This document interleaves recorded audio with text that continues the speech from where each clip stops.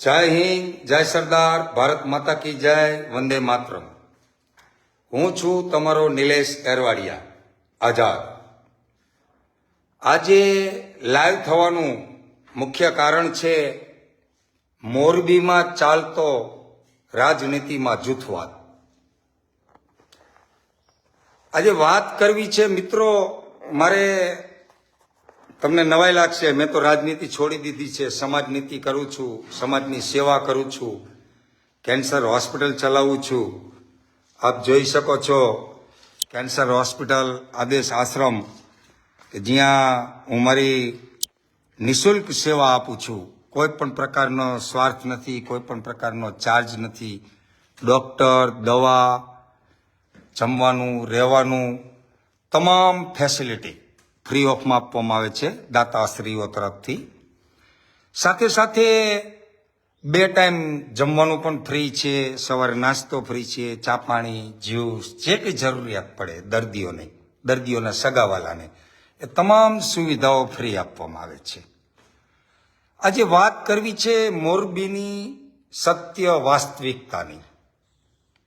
કે આજે મોરબીમાં નવયુવાનો જે રાજનીતિમાં આગળ આવે છે, જેવા કે અજય લોરિયા છે, મનોજ પનારા છે, રવિભાઈ છે, જિગ્નેશ કૈલા છે, ઘણા બધા નવયુવાન મિત્રો. પછી એ ભાજપમાં આવતા હોય, કોઈ કોંગ્રેસમાં આવતા હોય, પંકજભાઈ રાણસરિયા છે, આમ આદમી પાર્ટીમાં આવતા હોય, જે કંઈ પાર્ટીઓમાં આવતા હોય પોતાના આઈડિયોલોજી અને વિચારધારા મુજબ.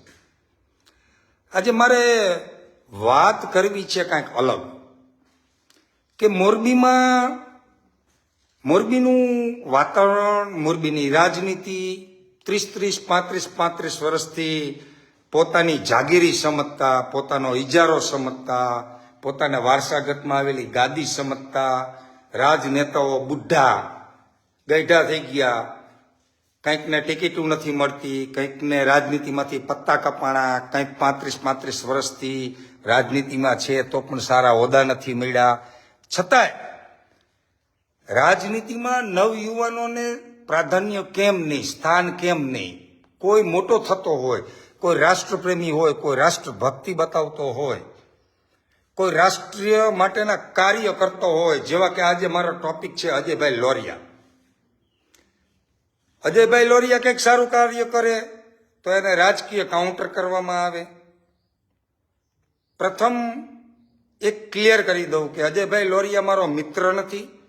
અજયભાઈ લોરિયા વિરોધ પાર્ટીમાં છે, ભારતીય જનતા પાર્ટીમાં છે. મારી આઈડિયોલોજી કોંગ્રેસની છે, આમ આદમી પાર્ટીની છે, એટલે કે હું ભારતીય જનતા પાર્ટીનો વિરોધી છું, જે તમને બધાને ખબર છે. મારે એનું એ કંઈ કહેવાની જરૂર નથી.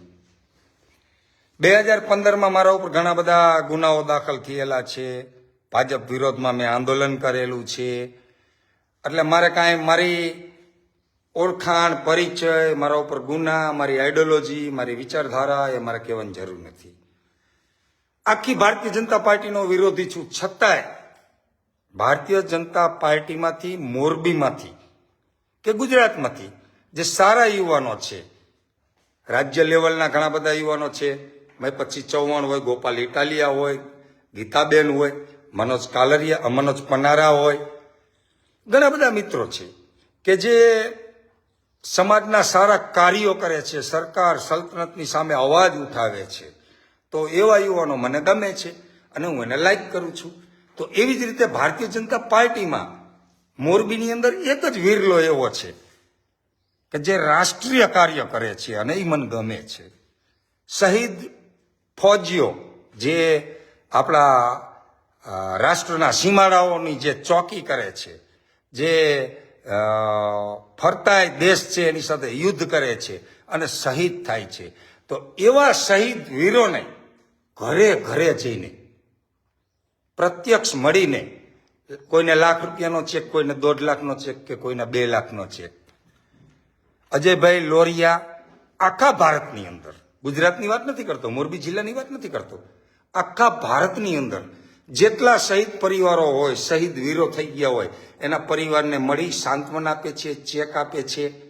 એને જે કંઈ રાશિની જરૂરિયાત હોય, બાળકોના એડમિશન, એજ્યુકેશન, તો એમાં એ મદદ કરે છે. તો હું અજય લોરિયાની તરફદારી શું કામ કરું છું? ભારતીય જનતા પાર્ટી તો મને ગમતી નથી, છતાંય અજય લોરિયા ગમે છે. તો અજય લોરિયા મને બિલકુલ નથી ગમતો, પણ અજય લોરિયાના જે રાષ્ટ્રીય કાર્યો છે, એના જે કામ છે, કામાવાલા છે ભાઈ, એના ધામાવાલા નથી. અજય લોરિયાની હું તરફદારી નથી કરતો, પણ હું સમાજની સામે એક એનું જીવન ચરિત્ર ઉઘાડું મૂકવા માંગુ છું. હા, ઘણા લોકોને તકલીફ પડે છે, અજય લોરિયા રાજનીતિ કરે છે, અજય લોરિયા આમ કરે છે, અજય લોરિયા તેમ કરે છે. પણ અજય લોરિયાએ જે કર્યું છે, જે સારું કાર્ય કરે છે, નેગેટિવ તો આપણે બધા છીએ, દુર્ગુણો તો આપણા દરેક વ્યક્તિઓમાં છે. મોરબીનો કયો રાજનેતા દૂધે ધોયેલો છે ભાઈ? હાલો આપણે લિસ્ટ લઈને બેસીએ. પણ અજય લોરિયાએ જે કામ કર્યું છે એ કામ ગમે છે. કોરોનાની અંદર 4 મહિના 200 છોકરાની ટીમ લઈને, સાહેબ 200 છોકરાની ટીમ લઈને 4 મહિના મારી સાથે મેં જોયેલું છે, રાત દિવસ એક કરીને. 30 દિવસનો મહિનો રાત દિવસ સિવિલ હોસ્પિટલ હોય, કન્યા છાત્રાલય હોય, જોધપર હોય કે પછી સદભાવના હોય, રાતે 2 વાગે ફોન કરી કે આમની નામ છે એટલે અજયભાઈ તરફ અહીંયા હાજર હોય. તન મન ને ધનથી સહકાર આપ્યો છે. 4 મહિના એને જે સેવા કરી છે કોરોનાની અંદર, કે જ્યારે નવયુવાનો એના મા બાપને છોડીને વહી ગયા હતા, એની સેવા કરી છે. એને રેમડેસિવ માટે છોકરાઓને લાઈનમાં ઉભા રાખ્યા ને મોરબીની અંદર રેમડેસિવો પૂરા પાડ્યા છે, ફ્રૂટ્સ પૂરું પાડ્યું છે, કન્યા છાત્રાલયની અંદર ફ્રૂટ્સ આપ્યું છે. એનો દાતા મારી પાસે હું જ હિસાબ રાખતો હતો, અને હું જ મારી પાસે જેની જે કંઈ પૂંજી રકમ આવતી હતી એ રકમ આપતા હતા. તો મિત્રો, મારો કહેવાનો મતલબ એ છે કે કોરોનાની અંદર એને એવી કામગીરી કરી છે, શહીદ પરિવારોને એટલી મદદ કરે છે. સમાજની અંદર કોઈ પણ જગ્યાએ સમાજના યુવાનોને પોલીસ સ્ટેશનની જરૂર હોય, વ્યાજ વટાના કામની અંદર કેસ કબાડામાં જરૂર હોય, સમાધાનની જરૂર હોય, તો ક્યાંક ને ક્યાંક સમાજને ઉપયોગી થાય છે. મારી વાત એ છે કે સમાજને ઉપયોગી થતા ચહેરાઓ આજે મોરબીમાં કેટલા સલ્તનત કે સરકારનો વિરોધ કરી શકે અથવા સમર્થનમાં રહી અને સમાજને ઉપયોગી થાય એવા ચહેરાઓ કેટલા? હા, એકબીજાના કોઈના પ્રશ્નો હોય તો બંધ બારણે બેસીને સમાજના 5 આગેવાનો નાખી અને એનું સમાધાન ને એના રસ્તા થતા હોય છે. પણ કોઈ રાજનીતિની અંદર સિતારો ચમકતો હોય અથવા તો પ્રગતિ કરતો હોય, સમાજના સારા કાર્યો કરતો હોય, તો એને કાઉન્ટર કરી અને પતાવવાનું જે મોરબીની અંદર જૂથવાદ ચાલી રહ્યો છે રાજનીતિનો, એ બહુ ગંભીર સમસ્યા છે. કારણ કે કોઈને મોટો નહીં થવા દેવાનો. જો મોટો થઈ જાય તો પાછો ટિકિટ માગે અને સમકક્ષ આવે. એટલે રાજનીતિના કાઉન્ટરની જે ચાલ ચાલી રહ્યા છે અમુક લોકો પડદાની પાછળ, એ બંધ કરી દેવી જોઈએ. મિત્રો, અજય લોરિયાના સારી કામગીરીના આપણે કાર્યોની વાત કરીએ. ઘણી બધી દીકરીઓને એને દત્તક લીધેલી છે, તમને નહીં ખબર હોય. મેં જ આપેલી છે. 5 દીકરીઓ તો એ ભણાવે છે, એજ્યુકેશન આપે છે. નિરાધાર મા બાપ વગરની દીકરીઓને સારી સ્કૂલોની અંદર ભણાવે છે. હું આને વખાણ કોઈ મેં એની પાસે ઉછીના નથી લીધા કે મને ઉછીના નથી દેવાનો, મારા વ્યવહારનો કે હનાન હુતકનો મારે એની વ્યવહાર નથી. અજય લોરિયાની હું તરફદારી નથી કરતો, પણ એના જે સારા કાર્યો છે એ બિરદાવવા પડે, બિરદાવવા પડે, બિરદાવવા જ પડે. જેમ કે મનોજ પાનારા છે, આજે વ્યાજ વટાનો આવડો મોરબીની અંદર કૌભાંડ અને ધંધા ચાલે છે, એ કાઉન્ટર કરી અને લોકોને સમાજને ઉપયોગી થાય છે, તો એને બિરદાવવો જ પડે કે મનોજ પાનારાની કામગીરીને સલામ છે. પંકજ રાણસરિયા આજે કોઈ પણ સમાજના પ્રશ્નો છે, સામાજિક કાર્યો છે, રોડ રસ્તાના કામ હોય તો અહીંયા પંકજ રાણસરિયા અવાજ ઉઠાવે છે, તો પંકજ રાણસરિયાને સલામી કરવી જ પડે, કારણ કે સમાજના કાર્યો કરે છે. એવી જ રીતે અજયભાઈ લોરિયા જે કામ કરે છે, આજે કોરોનામાં એને કામગીરી કરી છે, દીકરીઓને ભણાવે છે, સેવાયત સંપત્તિ ફાઉન્ડેશન ચલાવે છે, નવરાત્રિ મહોત્સવનું આયોજન કરે છે. સાહેબ, સ્ટેજ ઉપરથી હિસાબ આપે છે. બીજા પણ ઘણી બધી સંસ્થાઓ છે, માનો કે ઉમિયા નવરાત્રિ મહોત્સવ છે, એ પણ સામાજિક કાર્ય કરી રહી છે. આજે A.K. પટેલ સાહેબ છે, જે કન્યા છાત્રાલયમાં ઉમા મેડિકલ ચલાવે છે, ઉમા સંસ્કાર ધામ કર્યું છે. તો આવા જે યુવાનો છે, જે મિત્રો છે, એને બિરદાવવા જ પડે. તો આજે હું સમર્થનમાં આવ્યો છું અને ખુલ્લા દિલથી સમર્થનમાં આવ્યો છું કે પાટીદાર સમાજના નવયુવાનો જે રાજનીતિની અંદર પાપા પગલી ભરી અને જે આગળ વધી રહ્યા છે તેને આપણે પ્રમોટેશન કરવાના હોય, પુશઅપ કરવાના હોય, સાથ સહકાર આપવાનો હોય, સમર્થન આપવાનું હોય, મદદ કરવાની હોય કે આવો સમાજના ઘણા બધા પ્રશ્નો છે એનું સોલ્યુશન સાથે રહીને કરીએ. તમે સરકારમાં હોય તો સરકારને રજૂઆતો કરો અને સોલ્યુશન કરો, અને વિરોધ પક્ષમાં હોય તો ધરણા કરવા પડે, વિરોધ કરવો પડે, કલેક્ટરોને જગાડવા પડે, મામલતદારને જગાડવા પડે, આવેદનો દેવા પડે, એ બધું કરવું પડે. તો મિત્રો, અજય લોરિયાની હું તરફદારી એટલા માટે કરવા માટે જાહેરમાં આવ્યો છું કે અજય લોરિયાની કામગીરી ગમે છે, કામા ગમે છે, ધામા નથી ગમતા.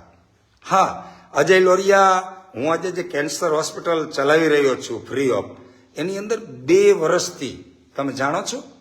શું તમને ખબર છે? અજય લોરિયા કેન્સર હોસ્પિટલમાં 2 વર્ષથી દાતા છે રામ રસોડાના, કે જ્યાં કેન્સર પીડિત દર્દીઓ આવે છે, કેન્સર પીડિત દર્દીઓની સાથે એના સ્વજનો આવે છે. એ સ્વજનોને રોટલી, દાળ, ભાત, શાક, સલાડ, છાશ, પાપડ, આવું સરસ મજાનું જે મોરબીની ઠાકર હોટલમાં જમવાનું મળે છે એવું સરસ મજાનું શુદ્ધ અને સાત્વિક જમાડે છે. 2 ટાઈમ, સવારે નાસ્તો, 2 ટાઈમ ચા પાણી, જ્યુસ, જે કંઈ જરૂરિયાત છે. એ રામ રસોડાના દાતા, તમને લાઈવ જ બતાવું કે રામ ભોજનાલયના આજીવન દાતા સેવાયત સંપત્તિ ફાઉન્ડેશન મોરબી, આપ જોઈ શકો છો કે જે આજીવન દાતા છે. મહિનાના નથી, વર્ષના નથી, 2 વર્ષના નથી, 5 વર્ષના નથી, 10 વર્ષના નથી, એ આજીવન દાતા છે. તો હું જે વાત કરું છું એ એના વખાણ નથી કરતો, હું એની તરફદારી કે સપોર્ટની વાત નથી કરતો. હા, હું એટલા માટે આ વાત કરું છું કે લોકોને જે જાણ નથી હોતી એને જાણ થાય. હા, ઘણા બધાને પેટમાં તેલ રેડાશે, આ હું વાત કરીશ. એટલે તો મિત્રો, જેને તેલ રેડાતું હોય એને રેડાય, પણ જે સાચા સમાજના યુવાનો છે એના કાઉન્ટર થાય અને રાજનીતિની અંદર બદનામ ન થવા જોઈએ એવી મારી અભિલાષા છે. અને એવી મારી દિલની લાગણી છે કે નવયુવાનો જે રાજનીતિમાં આવી રહ્યા છે એ દરેક યુવાનોને સમર્થન મળવું જોઈએ. અને આવા જે રાષ્ટ્રપ્રેમી યુવાનો છે એને તો 100% સમર્થન મળવું જોઈએ અને મળવું જોઈએ. હા, બેકપાસની વાત કરો, એના જીવનની, એના બેકપાસની, જૂના ધંધાની, તો એ તો બધા રાજનીતિની અંદર કોઈ દૂધે ધોયેલા છે જ નહીં. પછી MLA હોય, મંત્રી હોય કે MP હોય, આપણે મોરબીનું લિસ્ટ જાહેર જ છે. એટલે કોઈના દુર્ગુણોના સરવાળા નથી કરવા, આપણે એના સદગુણોના અને સત્કાર્યોને બિરદાવીએ. આવો સમાજના સૌ વડીલો, મિત્રો સાથે રહી અને સમાજના જે કંઈ પ્રશ્નો અને તકલીફો છે કે જે કંઈ સારા કાર્યો કરે છે એવા યુવાનોને રાજનીતિની અંદર પુશઅપ કરીએ અને એને બદનામ કે કાઉન્ટર કોઈ કરતા હોય તો રોકીએ. બસ એ જ. અસ્તુ. ભારત માતા કી જય. જય હિન્દ. વંદે માતરમ.